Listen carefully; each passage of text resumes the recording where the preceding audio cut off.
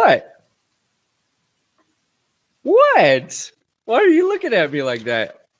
I think this is what I think is going to happen. And I'm not trying to put this on you guys, okay? I swear to God, if you curse me. I think Jordan Love's going to come out. He's going to look good. The offense is going to look good. And then he's going to get hurt. Why would I said I'm not trying to put it out. I'm just saying it just feels like he's going to get hurt. For what? Why? What? No, what would make you say that? That's just my intuition. No, I'm not. Cool. I feel like Packers fans have had it so good for so long with quarterbacks. 15. You're going to start to feel good again. And then it's just going to be taken away from you. It is just going to be taken away. I don't think you deserve it. I'm just saying that's what it feels like to me.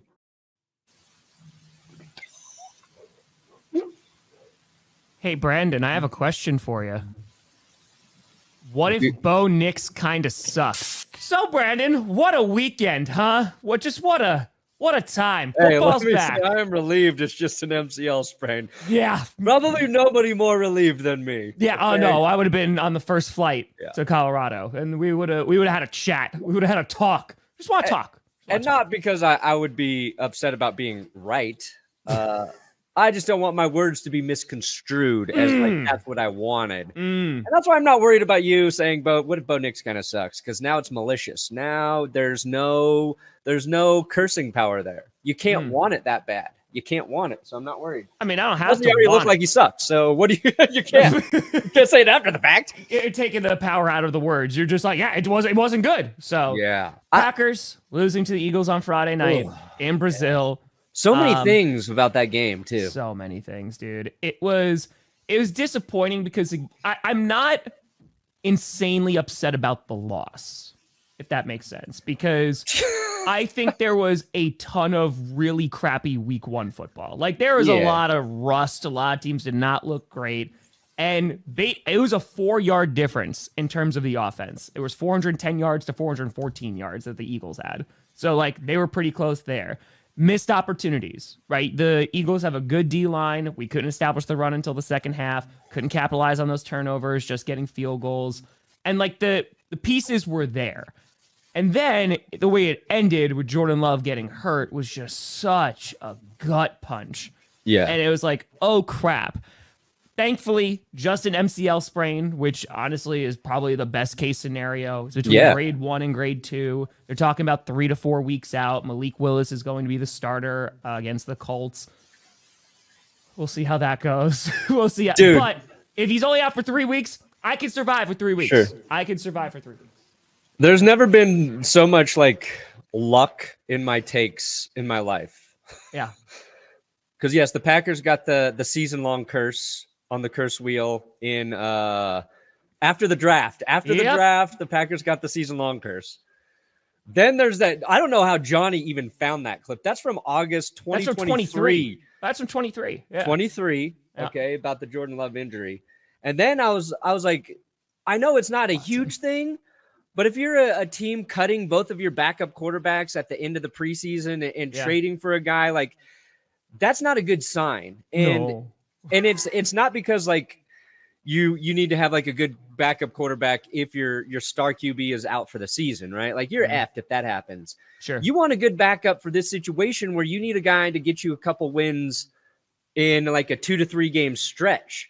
And I was like, this is probably me just bitching about something to try and poke a hole in the Packers because everything's going so well. But it's like, maybe Malik Willis is good because we saw him play all right in the preseason. That's why the Packers let's bring him in. Yeah. But if I know anything about preseason football, Bo Nix didn't look good. Jane Daniels is okay. Caleb Williams didn't look that great. It's like all that stuff is just fluff. Yep. So it's like you and I talked about that people are keeping track of training camp stats. And I was like, what are we doing? Insane. What are we done now? Have we now understood how stupid this is that we don't need to keep track of it? But I agree. Sorry, continue.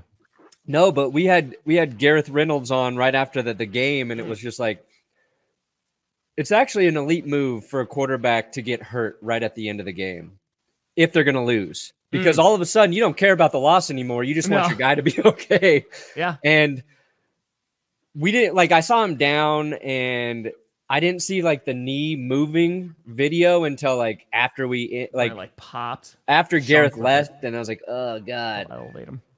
But what I tried to say on Twitter for Packers fans was that I saw that in basically a very similar thing happened to Patrick Mahomes, where his knee dislocated. Yeah. And the fear there is that once your knee just like buggers out and goes sideways or forward, that it tears a ligament when it does. I was like, but we learned that Mahomes had super bendy ligaments and tendons, and dude was back like in 3 weeks. And it turns out when you're young and spry, like Jordan Love got very lucky, and it wasn't the worst case scenario. But I think for a lot of quarterbacks, that when that knee does that, it's getting shredded. So you guys do have a little bit of luck on your side right now, which is nice. It's a good thing to have. Love. The Broncos had that and also still lost. So, you know. Yeah. But Jaden Reed, holy shit, he was the dude for you guys. And I don't know how good or bad the Eagles defense is or the Packers defense, because I think both of those teams struggled to tackle and be in the right position because the slip and slide they were playing. The field wasn't good. Yeah, the field was not great. Which brought up to conversation too, because I think people use this as evidence, because heading into the Brazil game, there was so much just vitriol and garbage online, right? Of like, oh my God, people are going to get hurt and all this crap, blah, blah, blah. And then you look at the field and people are using that as hey, this is why we shouldn't play international games, because the fields are really terrible. And my counter with that to be like, listen, it sucks that Jordan Love got hurt and then had to get on a 10.5-hour flight. That's not great, no matter how you cut it, right? That's the tough part. That's how you cut it.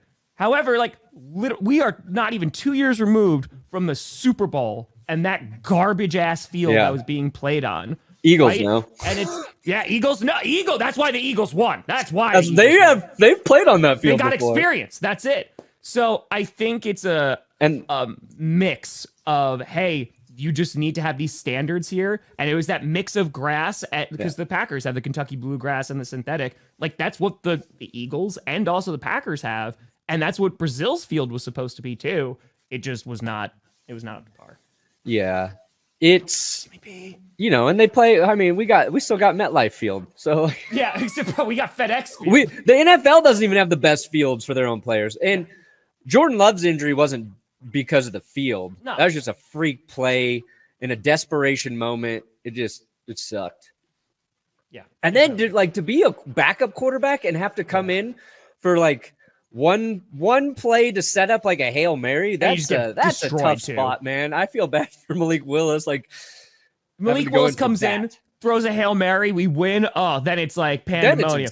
Nope, he just got sacked. It sucked. Yeah. He got sacked immediately. Not go well. Did not go well.